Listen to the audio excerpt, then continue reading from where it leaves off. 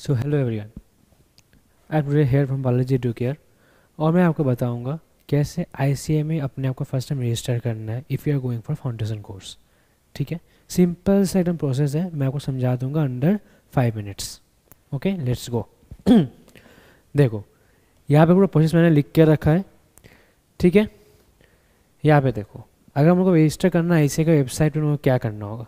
ठीक है, फर्स्ट हम लोग को जाना है आईसीआई का वेबसाइट पे। आईसीआई का वेबसाइट है, उस पर जाना है। हम लोग को देखना है for SSP, self service portal. ठीक है, ये अपना सर्विस पोर्टल है जहाँ पे हम लोग अपने आप का कुछ भी चेक करना कर सकते हैं। ओके, इस पर हमको जाना है। आपको वहाँ पे लॉगिन का ऑप्शन दिखेगा।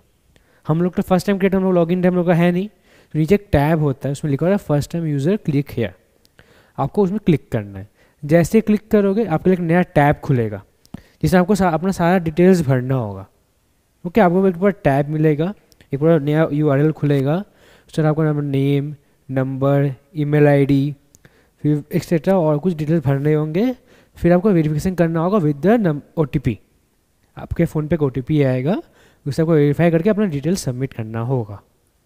ठीक है, ये आपका फर्स्ट स्टेज ऑफ रजिस्टरिंग। ठीक है, जैसे आपको वेरीफाई करके इसको अपलोड करोगे, विद इन 2 मिनट्स आपको एक मेल आएगा आईसीआई से, जिसमें आपका एक तो एप्लीकेशन आईडी होगा, एपीपी स्टार्टिंग विद एपीपी, और उसके बाद एक आपको तो पासवर्ड मिलेगा to do the login. Okay, just as soon as you have done this thing, जैसे आपको 2 मिनट होगा, जैसे आपको 2 मिनट बाद आपको मिला वो वाला मेल, तो क्या करना होगा, आपको फिर जाना होगा एसएसपी पे। सेम लिंक पर आपको वापस जाना है, सेम लिंक पे जाके क्या करना है, जाके आपको जो डिटेल्स जो मिला है उससे आपको लॉगिन करना है।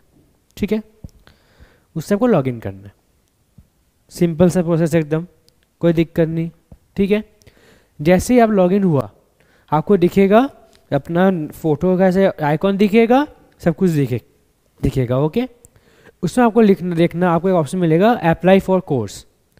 तो उसके अंदर जाकर आपको अप्लाई फॉर फाउंडेशन कोर्स करना है। 2 ऑप्शन दिखेगा, apply for foundation course, apply for direct root.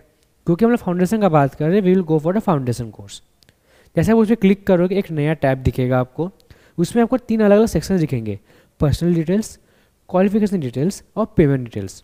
First आप तीनों में जा सकते हो एक एक का कंप्लीट कर करके। First we need to do the personal details thing. Personal details हम लोग को पूरा भरना होगा। उसमें क्या होगा, अपना नेम सब जो है डेटा ऑलमोस्ट फिल होके आएगा। जो हमने प्रीवियस प्रोसेस में फिल किया था वो ऑटोमेटिक फिल होके इसमें आ जाएगा, हम लोग को वो वापस से फिल नहीं करना होगा। ठीक है, इससे हम लोग को क्या फिल करना होगा, हम लोग को फिल करना होगा अपना पेरेंट का details, father's name, mother's name, number मांगे नंबर, उसके बाद अपना एड्रेस। उसके बाद आपको ये सब भरने के बाद आपको, और एड्रेस आपको वही भरना है, आपको फादर्स नेम, मदर्स नेम वही भरना है जो आपका 10th का एडमिट कार्ड में लिखा हुआ है। अगर आपका एडमिट कार्ड में पेरेंट्स का नाम लिखा हुआ है, वही नाम आपको अकॉर्डिंगली लिखना है। They measure with the 10th admit card, और 10th का जो डिटेल्स दिया हुआ है उसके अकॉर्डिंग वो लोग मेजर करते हैं। ठीक है, जैसे आप पर्सनल डिटेल्स को फिल करोगे और आप क्लिक करोगे सेव एंड नेक्स्ट, तो नेक्स्ट आपको ऑप्शन मिलेगा क्वालिफिकेशन डिटेल्स के बारे में भरने का। ठीक है, you will get to see the qualification details tab. उसमें को क्या भरना होगा, आपको भरना होगा ना मार्कशीट अपलोड करना, और कहाँ से आपने एग्ज़ाम दिया है, कब एग्ज़ाम दिया है, वो सब भरना होता है। ठीक है, उसमें ना 10th का एग्ज़ाम का कंपलसरी होता है। 10th आपको पास करना ज़रूरी है। उसमें जब आप जाओगे तो 10th का जो सेक्शन है फॉर पासिंग वाला, उसमें एवेटेड और रिजल्ट आपको चूज़ करने का ऑप्शन नहीं मिलेगा। It is fixed for past.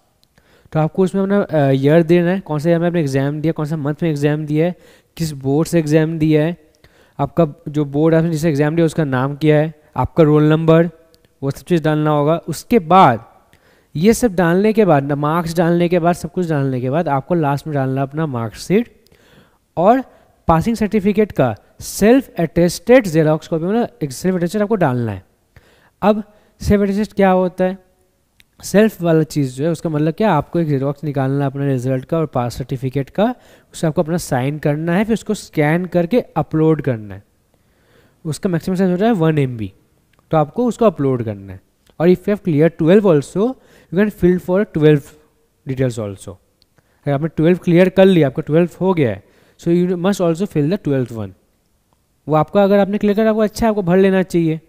ठीक है, जब आपने ये दोनों भर दिए होंगे, सर डॉक्यूमेंट्स अपलोड करना, मार्क्स डालना, रोल नंबर डालना, सब कुछ डालना, जब आपने चूज़ कर दिया, सब डाल दिया आपने, तो आपको उसको फिर सेव एंड नेक्स्ट करना है, सेम जैसा आपने पर्सनल डिटेल्स में किया था। उसमें करने के बाद आपको एक लास्ट टैब आएगा जिसका नाम होगा पेमेंट डिटेल्स टैब। ठीक है, ये टैब का नाम होगा। इस आपको क्या करना होगा ना, आपको अपना फ़ोटो, अपना सिग्नेचर और अपना एक ऐसा डॉक्यूमेंट जो आपका बर्थ को प्रूव, डेट ऑफ बर्थ को प्रूव करे, क्योंकि they are very sincere about the date of birth.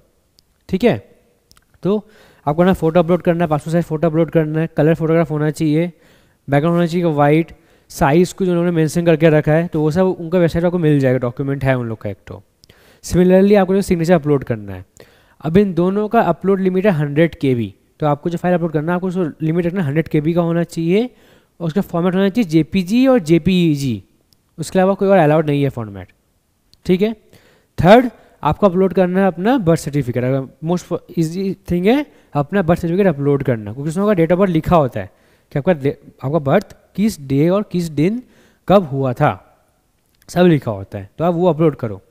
जैसे हमने तीनों अपलोड किया, आपको नीचे ऑप्शन मिलेगा पेमेंट का चूज़ करने का, मतलब अमाउंट दिखेगा आपको दिखेगा 9000 रुपीज़ दिखेगा आपको। जैसे आप उसको चूज़ करके आप पे करने का जाओगे, बस अब आपको पेमेंट करना है। जस्ट जैसे हमने डिटेल्स अपलोड किया, सब किया, आपको जाके पेमेंट करना है। 9000 रुपीज़ प्राइस आएगा, उसका आपको पेमेंट कर देना है बस। पेमेंट करते ही आपका पूरा प्रोसेस कंप्लीट। जैसे मैंने लिखा प्रोसेस डन, आपका प्रोसेस हो जाता है कंप्लीट। बट अब ये तो सिर्फ भरने का काम कंप्लीट हुआ, इसके बाद क्या होता है ना, ICAI आपको 1-2 बार मेल भेजेगा। अगर ICAI को कोई लगता है कुछ दिक्कत डॉक्यूमेंट्स में आपका, तो आपको लोग बार बार मेल भेजेगा कि इसको चेंज करो, इसको वापस री अपलोड करो, वैसे करके आपको बोलेगा। नहीं तो क्या करेगा वो लोग, आपको कुछ दिन बाद एक नया मेल करेगा जिसमें आपको एक तो नया ID मिलेगा, सर्टिफिकेट ER, मतलब जिस रीजन से आप हो उसके अकॉर्डिंग आपको मिलेगा।